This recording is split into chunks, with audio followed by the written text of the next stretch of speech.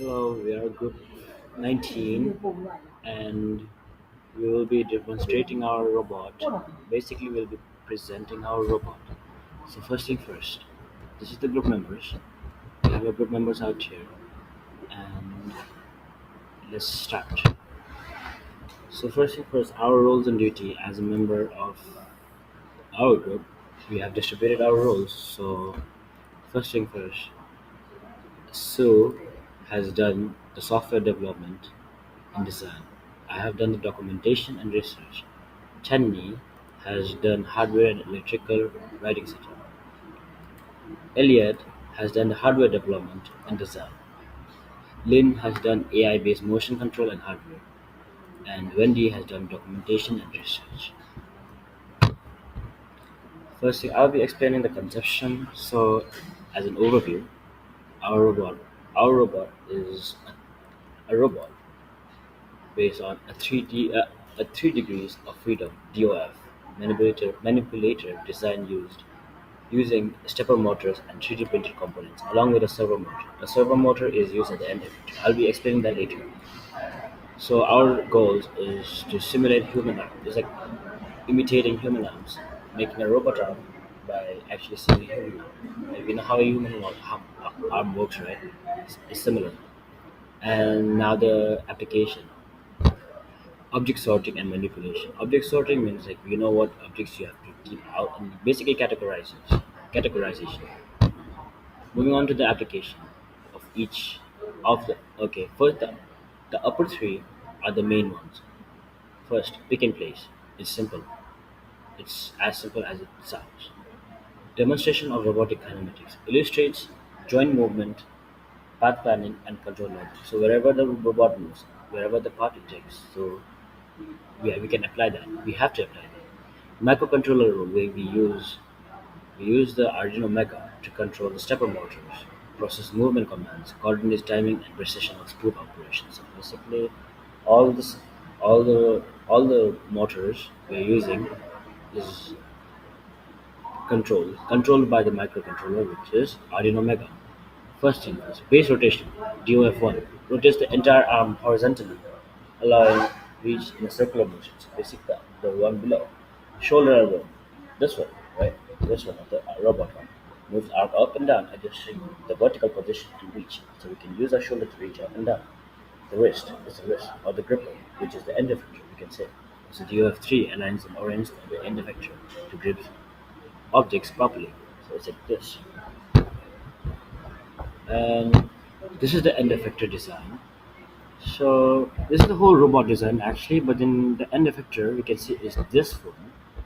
We can see a small cube, and the end effector it's designed in such a way is parallel. The plates are parallel, and it can grab like this. It can grab like this. So like, it can grab like this as well, right? It could grab like this, but it's not bent like this. It's like this. Yes. Thank you. This is all for my part. To provide user with a simple, tangible method of control, we implemented an IR remote system. The core idea was to allow manual command over the robotic arms joints without needing a computer or software interface. Each button on the remote sends a unique signal, which is picked by the IR receiver module connected to our microcontroller. These signals are then decoded and mapped to specific motor instruction. For example, 4 and 5 for left and right, 2 and 8 for back and forward, and 1 and 3 for up and down, like this. This design gives user full control over the robotic arms movement in real time, making it ideal for testing, training, and demonstration environment. It's also especially useful for beginners, and it creates as a direct physical interaction with the robot without needing to write code. Most importantly, the IR remote setup make the control system low cost, portable, and intuitive, making robotics more accessible for students and makers.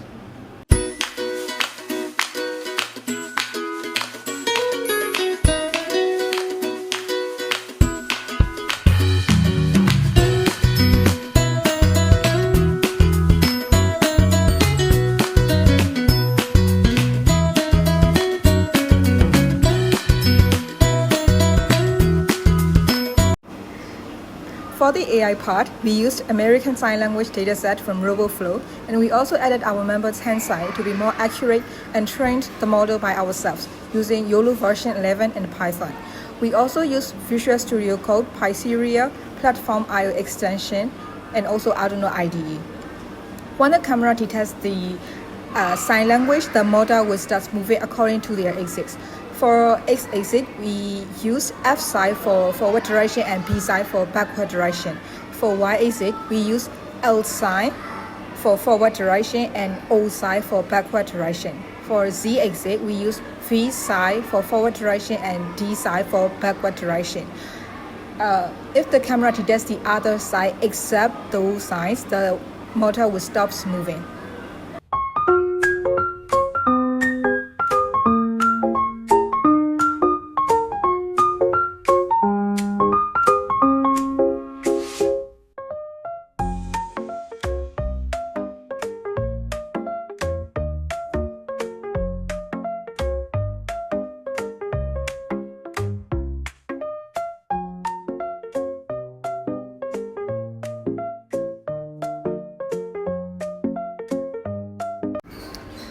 For the design of our robot N, we used an existing open source 3D model from Thingiverse.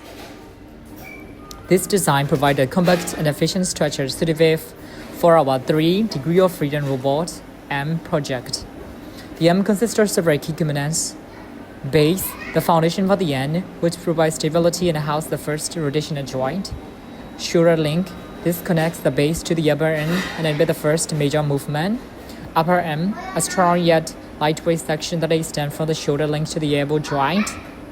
4M, this section provides additional reach and flexibility at the wrist joint. And a footer mount, the final section where different tools or a gripper can be attached depending on the application. Why this design? Because the design is highly customizable, allowing modifications for specific applications. The 3D printed parts are designed for easy integration with standard servos or stepper models. The structure is optimized for strength while keeping the weight low for efficient motion.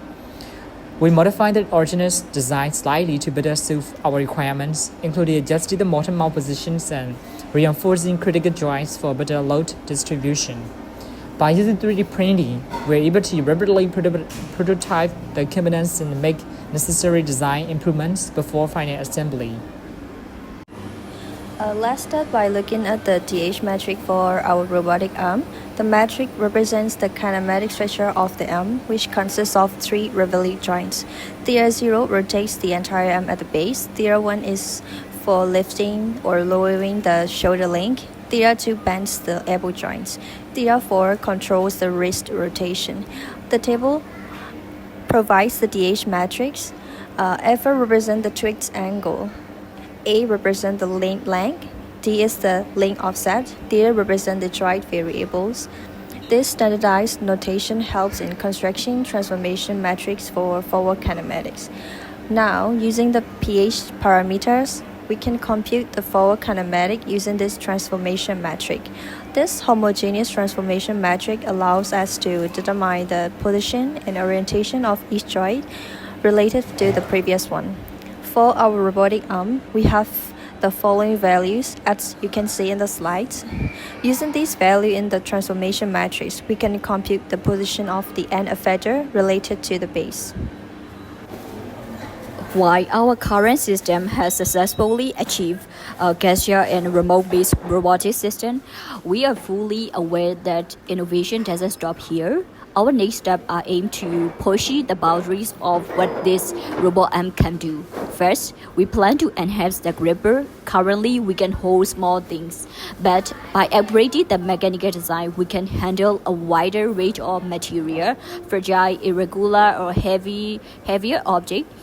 This makes it more suitable for industrial and also service-based application. Next, we will integrate sensors like force sensor and proximity sensor. This will give the robot feedback about the environment, like detecting if it is holding object too tightly or if something is nearby. These are intelligent and adaptability to its movement. We are also planning to increase the degree of freedom. Right now, we have 3 DOF. which work for basic motion. By adding moduli like a wrist pitch or a shoulder roll will allow us to mimic more complex human arm motions. Open doors to advanced tasks like writing or precise sorting. Finally, we aim to transition from wire to wireless control using platforms like Raspberry Pi or ESP32. This not only remove physical constraint but also enable remote operation, IoT integration, and even cloud-based AI processing. In short, our future goal is to evolve these simple robotic arms into a smarter, more flexible, and application-ready system, capable of contributing to real-world robotic challenges. Thank you.